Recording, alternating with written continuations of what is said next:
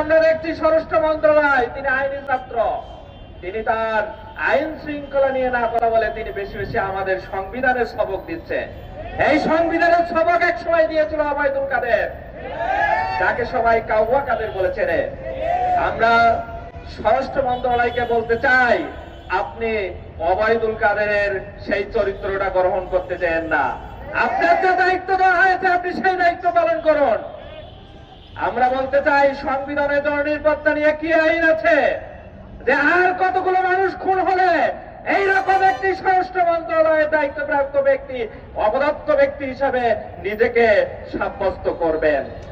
আর কতগুলো ধর্ষণ হলে তিনি নিজেকে বলবেন আমি একজন ব্যর্থ মন্ত্রী? এই বিষয় কি আমাদের সংবিধানে কোনো কিছু বলা আছে? আমরা তার কাছে আহ্বান জানাবো, সংবিধানে এই বিষয়ে কোনো কিছু বলা থাকলে আপনি একটু আমাদেরকে শোনায়েন, আমরাও একটু শুনতে চাই।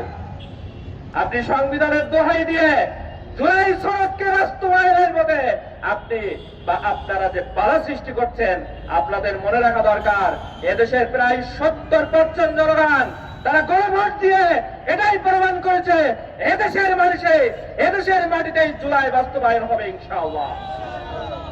আপনারা যদি এই জুলাই সনদকে অবজ্ঞা করেন, এটাকে যদি তিরস্কার করেন, তাহলে এদেশের জনগণ কিন্তু আপনাদেরকে তিরস্কার করতে বাধ্য হবে।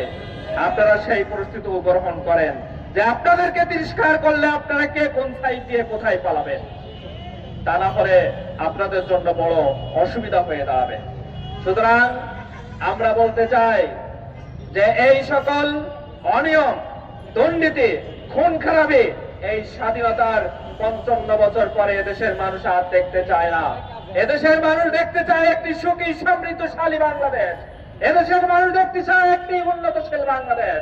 এদেশের মানুষ দেখতে চায় যেখানে আর কোন বোন ধর্ষিত হবে না, এমন একটি বাংলাদেশ। সুতরাং সেই বাংলাদেশের আকাঙ্ক্ষা রেখে আমরা এদেশের তরুণ ছাত্রদেরকে নিয়ে আগামী দিন ছাত্র শিবির যেমন বিগত সময়ে মাঠে ছিল, আগামী দিনের রাজপথ থেকে আন্দোলন করে এদেশের মানুষ মুক্ত না হওয়া পর্যন্ত আন্দোলন করে যাবে ইনশাআল্লাহ। সে আহ্বান করে আমার কথা এখানে শেষ করছি। আসসালামু আলাইকুম ওয়া রাহমাতুল্লাহ।